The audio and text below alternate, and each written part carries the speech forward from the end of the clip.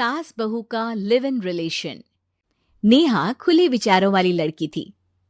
अरे नेहा, क्या दिन में सोती है? ससुराल में ऐसा नहीं चलेगा, वहां तो काम करना पड़ेगा। काम जितना काम होगा कर लूंगी माँ, पर अगर कोई ये कहे कि सारा आराम छोड़कर सिर्फ काम ही करना है तो ना भी ना, मुझे नहीं करनी शादी। अरे कैसी बात कर रही हो? अच्छा चलो जाकर नहा लो, मैं नाश्ता लगा देती हूँ, फिर तुम्हें कॉलेज भी तो जाना है। नेहा कॉलेज के लिए निकल जाती है। वो सोचने लगती है कि ससुराल में वो कैसे मैनेज करेगी। क्या हुआ नेहा, परेशान लग रही हो? अरे यार, तू तो मुझे जानती है ना, मुझे अपनी लाइफ बिल्कुल परफेक्ट चाहिए, लेकिन लग नहीं रहा लोग मानेंगे। यार, कहीं मेरी शादी ऐसे घर ना हो जाए जहां मेरी जिंदगी ही नरक हो जाए। अरे मैंने ना कल एक इंग्लिश फिल्म देखी थी, उसमें भी कुछ ऐसी ही समस्या थी हीरोइन की। अच्छा, तो फिर क्या किया उसने? उसने तो अपने होने वाले पति से साफ साफ कह दिया कि वो पहले उसके घर कुछ दिन तक बिना शादी के रह कर देखेगी, और अगर ठीक लगा तो ठीक, वरना तेरे मेरे रास्ते अलग। अरे हाँ यार, ये तो बिल्कुल सही आइडिया दे रही है तू मुझे। चल मैं तो चली, थैंक्स यार, तूने मेरी प्रॉब्लम सॉल्व कर दी।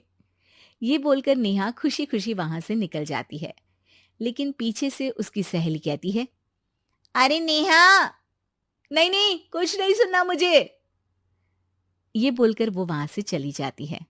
हे भगवान, पूरी बात सुने बिना ही चली गई। अरे वो तो विदेशी फिल्म थी, वहां सब चलता है, लेकिन ये तो भारत है, सभ्यता और संस्कारों वाला देश, जहां शादी से पहले लड़की को ससुराल में नहीं रखा जाता। खैर, नेहा मस्त होकर घर आती है। नेहा, कल तुझे लड़के वाले देखने आने वाले हैं, और हाँ, इस बार कोई बहाना नहीं चलेगा। हाँ हाँ, आने दो आने दो, मैं तैयार हूं शादी के लिए। अगले दिन लड़के वाले आते हैं, जहां लड़का कहता है, मुझे अकेले में लड़की से कुछ पूछना है। हाँ हाँ, क्यों नहीं बेटा, जाओ नेहा, घर तो दिखा दो इन्हें। नेहा भी खुश हो जाती है कि उसे मौका मिल गया है लड़के से अपनी शर्त रखने का। देखो, मुझे ना शादी से बहुत डर लगता है, पता नहीं कैसी लड़की आए, तालमेल बना पाए कि नहीं मेरे परिवार से। मैंने कई घरों में रोज का क्लेश होते देखा है। तुमने तो मेरे दिल की बात कर दी। मैं भी यही सोच रही थी कि भाई सास तो अच्छी होनी चाहिए, पति सपोर्ट करे ना करे, रहना तो पूरे दिन सास के साथ है। लेकिन मेरे पास ना इसके लिए एक बहुत अच्छा आइडिया है। अच्छा, कैसा आइडिया? क्यों ना शादी के पहले मैं कुछ दिनों तक तुम्हारे घर आकर रह लूं, तुम लोग मुझे समझ लेना, मैं तुम लोगों को समझ लूंगी। ठीक लगा तो शादी, वरना टाटा बाय बाय। क्यों? लड़के को नेहा की बात में दम लगता है। वो घर के सभी लोगों के सामने नेहा की बात रखता है।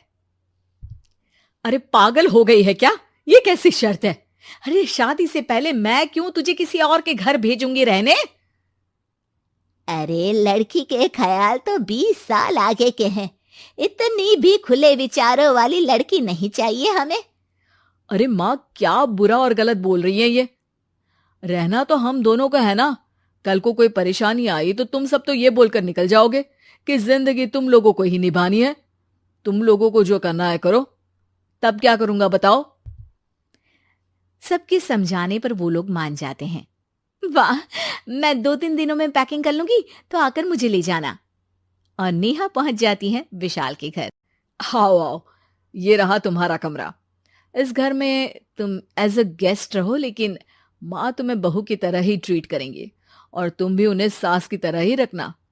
बस फिर क्या था, शुरू हो जाता है लिव इन सास बहू का ड्रामा। अरे चाय तो बना दे बहू। जी सासू माँ, अभी लाई। नेहा चाय लेकर आती है कि बस चाय लेकर आई हो, इसके साथ पकोड़े भी ले आती। लेकिन आपने तो बताया ही नहीं कि आपको चाय के साथ पकोड़े भी चाहिए। हाँ हाँ, अब तो पता चल गया ना। रात को खाना खाने के बाद नेहा किचन में खटर पटर कर रही होती है। क्या हो रहा है वहां नेहा? माँ जी, मैं ना रात को अदरक वाली चाय पीकर सोती हूँ, ये मेरी आदत है। अच्छा, तो जरा मेरे लिए भी बना देना। दोनों सास बहू रात को चाय पीती हैं। अगले दिन, नेहा, मैं मंदिर जा रही हूँ, मेरी साड़ी निकाल कर बेड पर रख दे। नेहा सास के लिए साड़ी निकाल कर रख देती है। वो देखती है कि उसके आने के बाद से सास ने घर का कोई भी काम करना छोड़ दिया है। यार मैं क्या करूं? ऐसा ससुराल तो मुझे नहीं चाहिए था जिसमें मैं ही सारा काम करूं। मैं तो ऐसा घर चाहती हूं जहां सास और बहू दोनों मिलकर किचन में काम करें। हे भगवान, रात को चाय पी ली, पेट में गैस बन गई, अब तो चला भी नहीं जा रहा है। मुझे तो ऐसी बहू चाहिए जो हेल्थ के प्रति कॉन्शियस हो, क्योंकि वो ठीक रहेगी तभी तो मैं ठीक रहूंगी। दोनों समझ जाती हैं कि वो लोग एक दूसरे के लिए नहीं बने हैं। अगले दिन, नेहा, जरा चाय तो ले आना। नेहा चाय के साथ चिला भी बनाकर ले आती है। सास खा पीकर सो जाती है। अगली सुबह, तेरी बुआ सास आ रही है, उसे मैंने तेरे बारे में बताया है। तभी वहां गंवार से एक महिला आ जाती है। चलो यहां से निकलो, कुछ नहीं है खाने के लिए, जाओ। ए नेहा, तमीज से बात करो, ये मेरी ननद यानी आशीष की बुआ है। हाय रे दैया, इतनी आकड़ वाली लड़की! अरे यही है ना जो शादी से पहले ही आकर बस गई है यहाँ पर। बस नहीं गई हूं, बसना है या नहीं ये डिसाइड करने आई थी, लेकिन इन लोगों के रिश्तेदार इतने गंवार हैं तो मैं तो ना कर रही इस घर में शादी। और भाभी, और क्या कमी थी हमारे आशीष में जो आपने ऐसी लड़की की शर्तों को मान लिया? अरे वो तो आशीष के कहने पर मैं झुक गई, वरना ऐसी लड़की को तो मैं घर में घुसने भी ना दूं। ए हेलो, ऐसी लड़की कैसी लड़की? हाँ, बिना समझे बुझे शादी कर लूं? अब तो समझ गई ना कि हम लोग गांव के हैं। भाभी को खाट पर सोना और रिश्तेदारों का गांव से आना जाना तो लगा ही रहना है इस घर में। हाँ हाँ, मैं तो किसी मॉडर्न घर में शादी करूंगी। ये बोलकर नेहा वहां से चली जाती है। अपने घर में आकर नेहा कहती है, ना मां ना, लिव इन में रहकर देख लिया, ये गांव के लोगों का कोई भरोसा नहीं है। खैर, नेहा की शादी एक मॉडर्न घर में हो जाती है, जहां सास कहती हैं, हे नेहा, मैं टेनिस खेलने जा रही हूं, आओ तो जूस बनाकर रखना, और हाँ, वॉलनट्स और ओट्स भी बना लेना। जी माँ। माँ मॉम बोलो डार्लिंग, माँ इज ओल्ड फैशन।